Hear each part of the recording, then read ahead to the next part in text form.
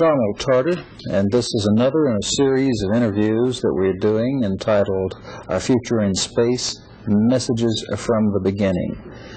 These interviews are being conducted under the auspices of the University of Alabama in Huntsville and the Alabama Space and Rocket Center. And in this series of interviews, we are getting the recollections and the anticipations of the fathers of rocketry. Today we have with us Mr. Helmut Zoike, who worked at a very young age at Peenemünde, who joined at even a younger age the rocket societies for space travel in Germany, and was indeed one of the youngest people in the program about 1930. We are very pleased to have Mr. Zoike with us today from his home in Santa Barbara, California, where he has lived for some 30 years, being away from Huntsville now for quite a long while. He's agreed to be with us today and to share his recollections and anticipations of the program. Of course, as usual, we have with us Mr. Conrad Dannenberg, who is going to open the series of questions with Mr. Zoike. Conrad? Mr. Zoike, we of course would certainly like to hear from you what happened in the very early days when you had just joined a group of amateur rocketry experts, I think you can say, who were really interested in spaceflight.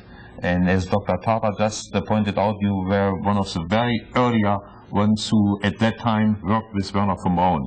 Can you tell us a little bit about the years at that time? What kind of projects you did, and of course we are going then to take it from there. Well, Mr. Dannenberg, I think I started in the missile business in 1930 through reading a book from Hermann Obert, called The Way to Space Travel. I read the book and I was very, very interested in the subject, and ever since I decided that is the type of activity in which I want to spend my future. I have, through a friend of the family, Dr. Weingraber, had the opportunity to see what is going on in that field by a group in Reinickendorf of engineers that were interested in furthering the science of or the activity in space travel or in rocketry. I went to this group in October 1930, and there I met Werner von Braun, Rudolf, and Rudolf Nebel, Mr. Willy Lai, all names that at that earlier time being part of that group. We did make at that time very small rocket motors that were just now the beginning of liquid propulsion rocketry. We had also made small rockets of about about 8 feet height, but very, very small, long one-starter rocket that we called it. And we did make a lot of test firing of these rocket motors in a test facility that we built up by from a former ammunition dump that the German government gave us for $1 a year of rent. And they also had a lot of gasoline available from the government, tax-free, so that we could drive our rockets with gasoline. That's the reason why we had, in these earlier times, liquid oxygen and gasoline rocket motors. How did you get your liquid oxygen? Was it a big problem, or? Well, it was difficult to get it in the quantity that we wanted, and we always had to get it in big canisters that we had to drive with, got from, I think it was, forgot now, Linde in Germany. Yeah, Linde has a plant in the general area. Yeah. And it was sometimes difficult since when we picked up some of the stuff from the railroad station, it was fuming, or at least the gases came out, and there were several containers, and then some police was coming and saying, "What is this?" and thinking it was a bomb that was going up any minute. But it obviously was explained to them, and we had to explain that in itself oxygen is not dangerous, but when you put it in connection with fuel, that you get the tremendous power that's needed. You mentioned that you worked on liquid propellants. Yes. Of course, many people in those days still worked on solid propellants. Right. In fact, that was, I think, the usual thing to do. Why did you decide to work with liquids? Well, I think it was already at that time known that the energy contents and now that you need in order to get good propulsion was higher in liquids than in solid propellant. And however, there were in Germany quite a number of groups, even on that rocket airfield Berlin, like Winkler Group, that worked in the same general area on solid propellant. But our group was a liquid propellant group. And von Braun was at that time a student and was very active in showing that the liquid propellant approach was the better one. Did eventually also Obert influence you, because he makes it clear in his book that really the way to go are the liquid propellants? Yeah, and I think Obert made a very strong case on the liquid propellant approach. And we did, in the beginning, Obert was part of that group. When I joined him, he was not anymore part of that group. But obviously he did direct us in that direction too. Did you meet Obert at the time, or had he left already? No, he left already. Yeah, so you did not meet him at that time? No. I left him, I met him later in Peenemünde and other areas. Yeah. Mr. Zoike, how did Dr. von Braun strike you? You were a very young man at this time, and he was also very young, but Right. did he have that natural leadership capability at this very early age? I think he did. Obviously, he did not have at that time the leadership role that he played later, yeah? But he certainly had a very enticing and very engaging personality at that time too. So he was an acknowledged leader of the team at that time, then? Yeah, well, let me put it this way. He was not the formal leader, but technically he was very active and was very showing his leadership at that time too. Right, right. Okay. You made quite a point that you worked with von Braun in Reinickendorf. Many people have also mentioned Kummersdorf. Can you enlighten us a little bit about the difference between Reinickendorf and Kummersdorf? And I understand that you did not go with the group to Kummersdorf. Can you give us a reason for that? Okay. Reinickendorf was a group of people that were in the, let's say, in the civilian type of activity. And Kummersdorf was the group that was formed by the army for the military purpose. And I think, if I'm not very mistaken, either in end of 32 or 33, beginning of 33, von Braun went to the, was invited to head up the rocket program for the military people. And he went to Kummersdorf. We, at the time, did not believe in the military use of rocketry. We thought it should be civilian use, and but I think he was the more, let's say, the smarter one of us, since he knew that he wouldn't get enough money to develop such a project with industrial type or on the civilian side. So he needed the military effort or money. How did you fund your efforts in Reinickendorf? Who paid for the expenses that are certainly connected with it? Well, it was what you call here a scrounging operation.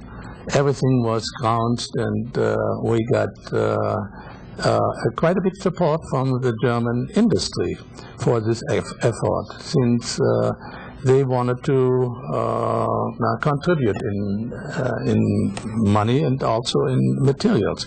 So when we needed something, our leader, Mr. Rudolf Nabel, was the one that actually acquisitioned everything and scrounged everything from everybody and anybody that wants to give him some support. And the labor was basically contributed by the members. Right. The labor was free, obviously. Yeah.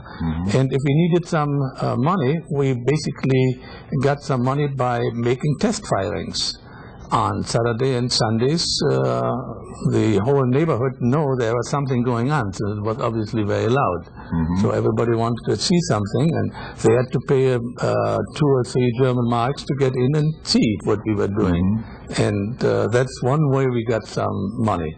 And obviously we had the Verein für Raumschifffahrt, and membership fees were coming in from that, but it was always a money-poor type of operation. You indicated that you really didn't prefer to work for the army, for defense activities. Were you already in a two-way space enthusiast? Did you have already ideas to use rockets for true space flight? Well, obviously, that book that I mentioned from Obert is a space book, and it enthused me due to the fact it was a space application or a space application program. Not program, but a space application. We did not like the use of the rocketry for military purpose, since, well, I was very young and I was idealistic, so it was not something that we were really looking forward to. What did you do in the early years in Reinickendorf and the time before you finally joined Peenemünde? Okay. My activity was there mostly restricted to get into making parts, valves and regulators and things like that. And I was very much involved into that activity during my apprenticeship that I had with Siemens Apparatus Machine. And they let me do quite a bit of that work as projects that you normally do in such an apprenticeship. Yeah. How did you finally get to Peenemünde? How did you even hear about the operation, which was, of course, a top secret affair in those days? Now, we know, obviously, that von Braun was in Peenemünde, and we heard about that, and in Kummersdorf first, and later going to Peenemünde, and we heard about it, and I was very interested to find out what it was all about, since I was not about to let everything die after Hitler said the activity cannot be performed anymore on a civilian level. Since I think in 1935 he just decided no civilian activity anymore in the space rocket program. So he shut down our activity by various means that we couldn't pay anymore our water bill, and the 1 year per year of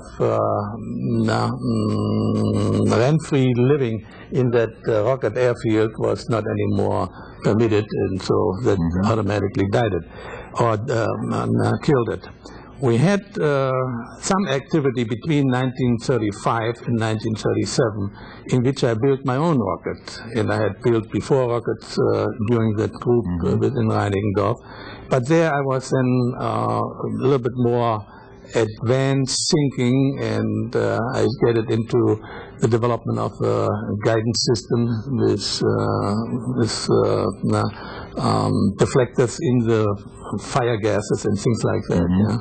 So I built that rocket, and unfortunately it died a very bad death in the raid on Peenemünde. Oh, you took it with you to Peenemünde? Yeah. How were you able to conduct any sort of orderly activity with the constant raids on Peenemünde? How is science and technology possible in such an environment? Well, I think it was not really that bad, since only in August, 17th of August of 1943, we had the first raid on Peenemünde. So that was relatively late in the program. And if you want to characterize it a little bit better, you would say it was too late for the development effort, since the development effort was basically done. And it was too early to make a big damage in the production effort, since the production was not really in full swing. So therefore, it was just at a very inopportune time, depending on which view you take, obviously. But from the development standpoint of the V2, it was just between two major activities. Maybe we should talk briefly about Peenemünde. What did you do in Peenemünde? And I personally particularly recall one period where you and many of your people worked in an area of Pannenforschung. Okay, yeah. And maybe you can translate that for us and describe the whole activity somewhat. Yeah. Well, going back to the first question, I was in Peenemünde in the beginning in charge of all the development of the valves and regulators. So I was head of the valve and regulator laboratory. Later, it was expanded to testing the propulsion system, the rocket propulsion system, and I was basically more in charge of the systems engineering that brings all the parts together, and the testing of it, of the propulsion system. When we finally started to fire the rockets, I was in charge for the first 28 V2s to be fired under my control. And it was very exciting and obviously very trying activity, since a lot of tests were unsuccessful and we had a lot of failures, and we also had to do what you just said, what I call Pannenforschung, or error analysis group, where we tried to find out why the missiles went bad, or what really was the reason for it. Since every time we had a mishap, it was obviously the next question, why was it bad, and what can we do in order to improve it. And I had, in the final end, in Peenemünde, I had a group of 25 people that were just doing nothing than instrumenting and testing missiles that were in production, were given to us, and were assigned for the Pannenforschung, as you said.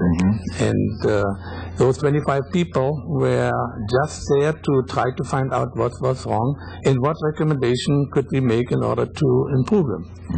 And there were as many theories what was wrong, then there were people that had something to say about it. So it was even going to a point where we had a little newspaper to inform everybody of our activity and of theories of what might have been wrong in the first place. Mr. Zoike, in some of the recent popular accounts of, for example, Michener's Space, which recently showed on national television, a great deal was made of the fact that the military was putting intense or extreme pressure on the scientists and the technicians to produce perfection. How much pressure did you feel when you were indeed having these failures? Did you feel direct pressure from the military at this time? I think I could probably say the pressure was always from ourselves. It was not so much from the military saying that you have to do this and you have to do that. It is more your own internal desire to succeed. And so your own pressure is, for my opinion, the much more successful motivator than somebody telling you you have to do that or you have to do that in a certain time. You probably refer to the series that were where in the program Himmler said you have to improve your activity, since he had over 67,000 so many failures. That was not failures, that were changes that had to be made. And the changes had to be made since the materials and the people that worked on this were not available at the time, and so you had to change the material. And every time you change the material, you're basically changing a constituents of your design, and you have to test it. And so I think to equate the changes with failures is, for my opinion, wrong. Yes, that figure 67,000, I couldn't remember, but that's what I was referring to. 63,000, I don't remember exactly, Right. yeah. But that were not failures, that were changes that had to be made. And von Braun was obviously, let's say, put under pressure not to change.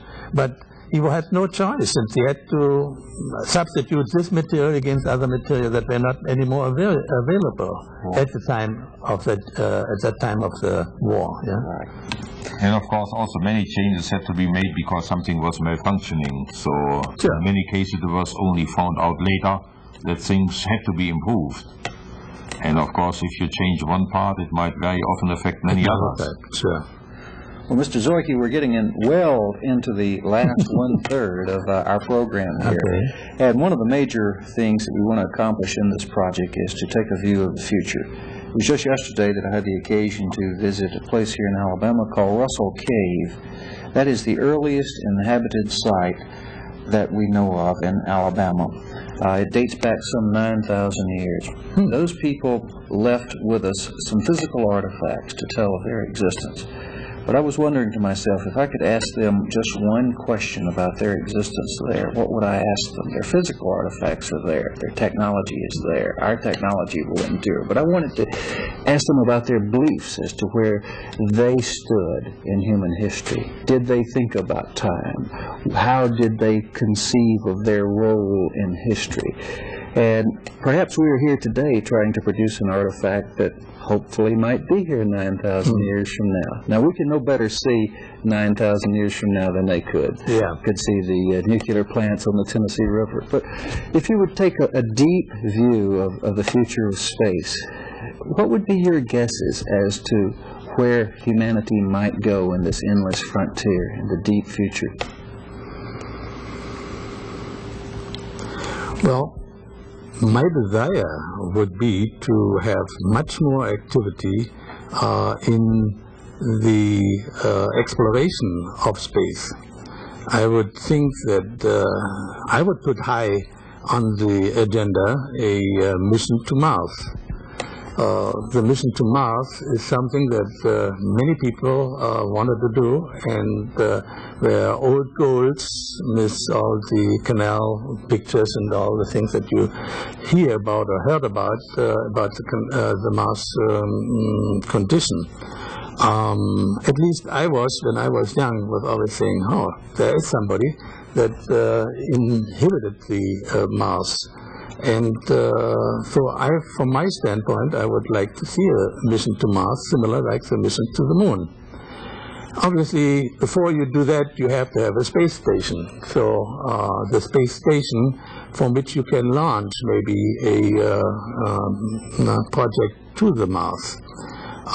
So logically, I think it is right to go first to the space station, and then from there, after you have mastered the technology, what to do, maybe how to assemble a Mars mission in space by particular type of shuttle components brought up, and so first. And I think so. Maybe I should say, in the near future, I want to see the space project, the space station project continue or to be successful. And I think then, obviously, the further mission to Mars. Do you envision the planet Mars being colonized in the next century? Well, I think I could see that if the conditions are available for inhabitation of the Mars. Yeah? Right. And from what I know, and I must say I haven't really studied all the Viking reports of what really they found out, whether it is or is not, but I think it's probably a little bit better suited to inhabitation than the moon itself is. And Collie maybe knew better whether it is or not. I think you're basically correct. Yeah. Mm-hmm. Yeah. The large-scale space colonies as envisioned by Jerry O'Neill, do you have any thoughts about these? No, I really don't. I haven't read anything lately on it, yeah? So I'd probably be a little bit out-asked. Right, okay. Mr. Zoike was even the one who launched the first V2.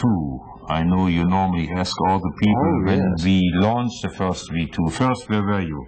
So you were behind the control panel. Right.